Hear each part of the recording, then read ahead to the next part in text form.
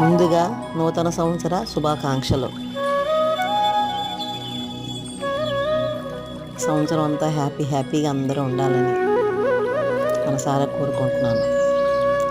నేను ఈరోజు మా ఇంటికి వచ్చిన గెస్టుల కోసం పూరి, బంగాళదుంప కర్రీ, వడ, కొత్తిమీర టమాటా చట్నీ, అలాగే అల్లం చట్నీ తయారు చేసుకున్నాను.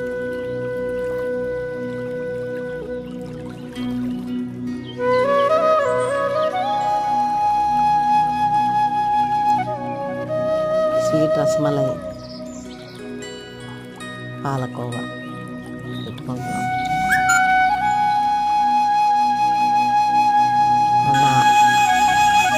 నన్ను ఆదరించిన సబ్స్క్రైబర్లందరికీ నూతన సంవత్సర శుభాకాంక్షలు. అందరూ సంతోషంగా ఆయురారోగ్యాలతో ఉండాలి.